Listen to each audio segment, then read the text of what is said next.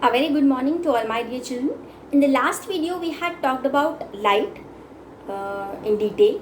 We had talked about its dual nature. We also discussed few of the characteristics related to light. Now let us move ahead with the chapter. And the first thing that we are going to talk about is reflection. But before we move towards the reflection, I again would like to introduce certain useful terms to you all, because these terms are going to be used ahead. Okay, so the first thing that we are going to talk about is optical medium. This whole chapter that we are studying is what we call is optics, because it is related to light. Okay, now it doesn't mean that optics is only eye. It's related to eye. Optics is basically related to light. So this chapter is basically optics. So the first thing that we are going to talk about is optical medium. So optical medium is what? It is basically any medium through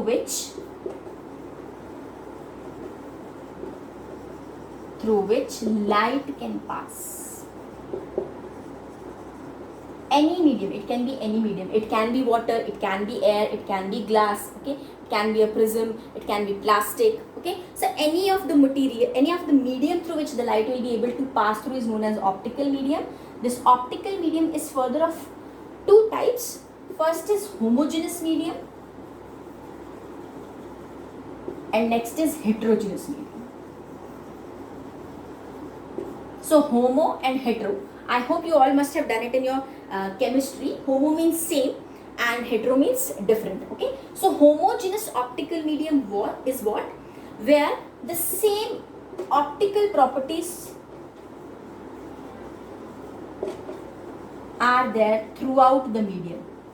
Means throughout the medium it is all same, nothing changes. The optical properties remains the same. For example, if I am talking about water, it is a homogeneous medium. If you take a beaker and this beaker is full of water, if the light is entering into it, at every point of this beaker where the water is there, the optical property of light will remain same. It's not going to change. You can also take an example of glass. If you have a glass and light enters into it, because each and every particle, each and every atom inside it is made up of glass particle, so throughout this, the optical property of light will remain same. Whereas if we talk about heterogeneous medium, here the optical properties will change, and a very common example is atmosphere. Now, why atmosphere? We all know, we have studied in our lower classes that atmosphere is a composition of different layers. Okay, troposphere, stratosphere, ionosphere, exosphere. There are so many layers. So these layers have different level of densities. We know the amount of gases are more towards us, more towards the surface of earth. So here density is more, here density is less, here density is lesser. So here you can see that the medium is changing. So as the property of light will also change, it will keep on moving here and there. We are going to talk about it in detail, and this is what we are going to talk in the second part of the chapter, where we are going to talk about refraction. But heterogeneous means the optical properties will not be same when it is going to move in a heterogeneous medium. So this is the first term that we have to talk about, optical medium. Next important thing that we have to talk is, next important term is ray of light. Ray of light. Now I know that everybody knows how to draw a ray, but how to define? Light propagates from one point to another or second point. Light propagates basically means to move. Light propagates from one point to another in a straight line, and that straight line is shown by this line with an arrowhead, and this is what we call it as ray. Okay, now when there is a collection of rays, when there are many rays moving together, okay, then we call this thing as beam. Okay, ray of light is what? Light propagates from one point to another point, or one point to second point, in a form of a straight line with an arrowhead. This is known as ray. And when there are many rays moving together, we call that as beam. Now this beam also is of three types. This beam is of three types. Those three types are what? Convergent, divergent and parallel. When the rays converge at one point, they are coming from certain point and they are converging, they come and meet at one point, this is known as convergent beam.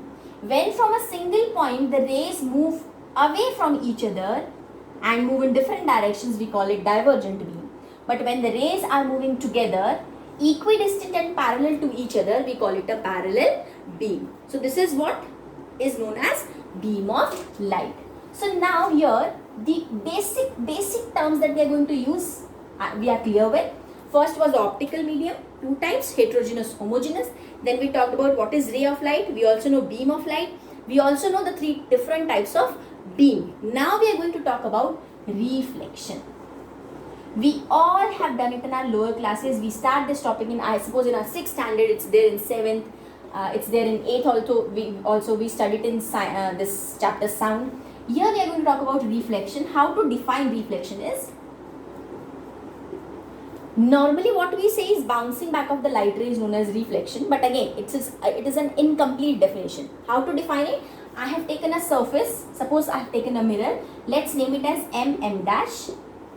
A ray comes over here and strikes the surface. This ray is known as incident ray.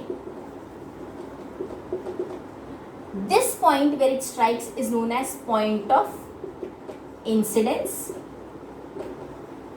Now what will happen? It will again go back. This is known as reflected ray. Now at this point of incidence, normally what we do, we draw a normal or 90-degree angle, we can say, to the surface. So this is known as normal. Whenever you draw the diagram, always mention it as NN dash. Normal is NN dash, mirror is MM dash, incident ray, reflected ray, normal. Okay. So how to define reflection? Now here the ray came from air. This is a mirror, air mein se ray aayi. The bouncing back of the light ray in the same medium. It came from air mein se aayi, and then again it went back into the air. How are we going to define? Bouncing back of the light ray in the same medium after striking a surface. This is known as reflection. It's not only bouncing back of light ray.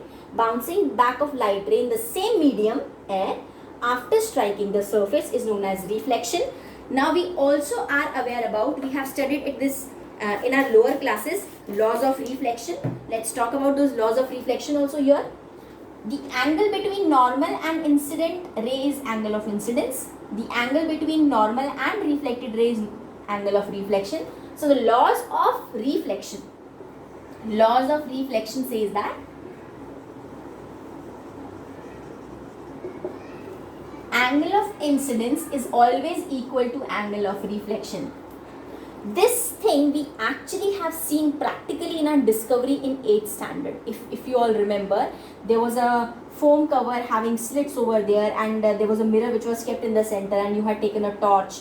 The reflection of the torch was going, this angle is 60 degree, here it was coming at 60 degree. So this activity we had done in our 8th standard.